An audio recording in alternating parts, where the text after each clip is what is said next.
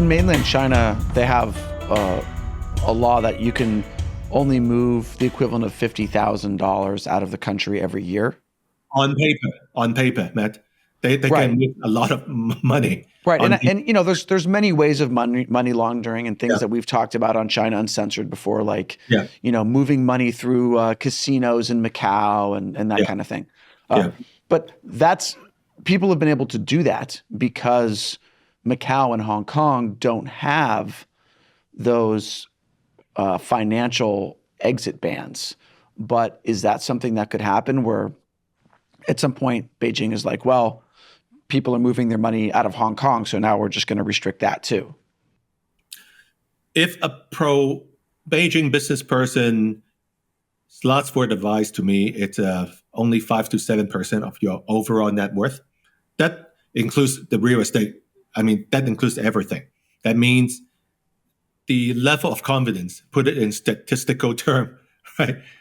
Only the level of confidence is very low, right? And you have to be really, really crazy to put 100% of your investments in Hong Kong. Take a look at Li Ka-shing, right? Li Ka-shing, it's Canadian. Richard Li, his youngest son, is Canadian. They are highly divested.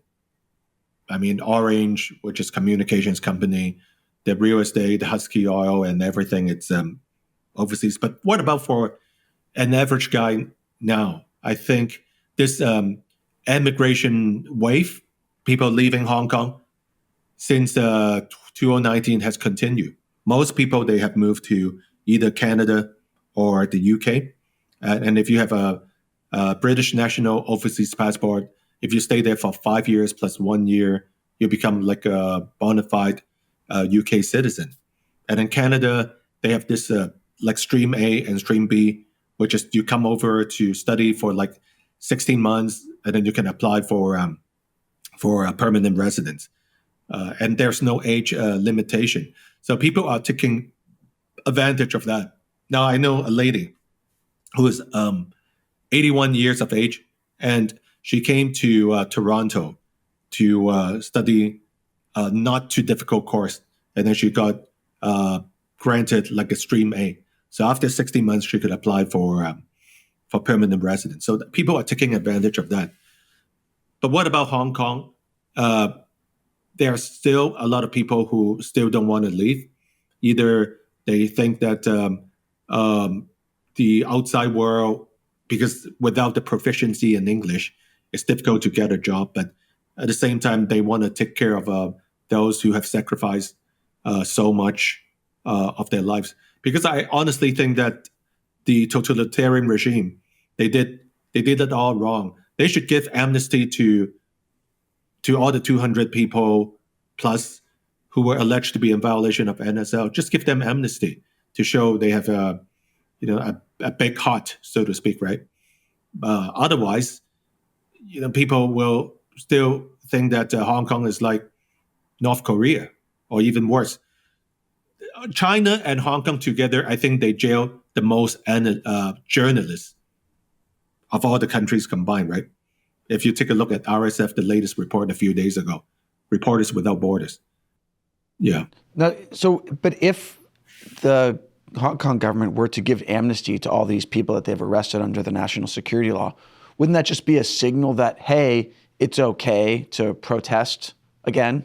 It's okay to criticize the CCP again? And then wouldn't that just like lead to another wave of 2019 style protests? Because they never give us true voting. One person, one vote without pre-screening. I mean, that was the intention to give Hong Kong people. Well, there is one person, one vote, and that one person is Xi Jinping. Correct. So it's not what we expect, right?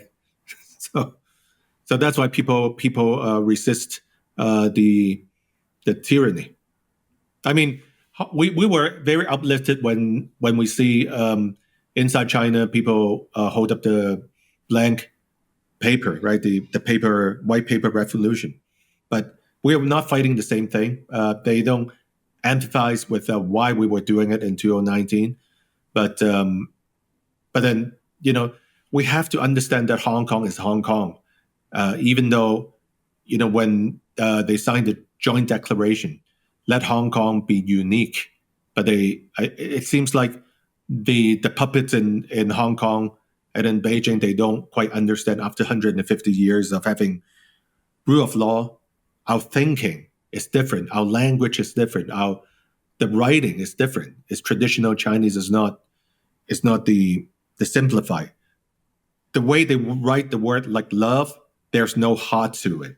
So it's different from the way we are trained and we are brought up. And then there's national education too. So next time when we go to the FCC, even like in Hong Kong, they only gave us like 3 years of lease instead of 7.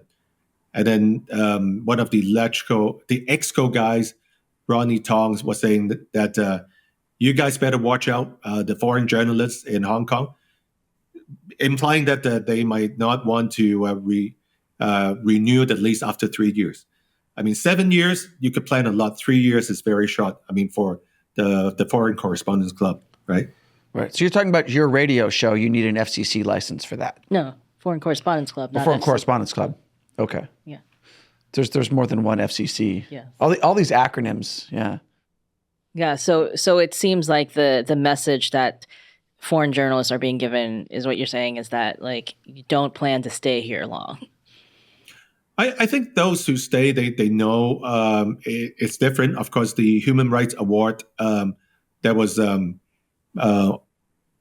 initiated by the Foreign Correspondents Club was scrapped last year, and then one university will take up the baton and continue to have that Human Rights Award. But then Hong Kong, the DNA is different now with a lot of people leaving.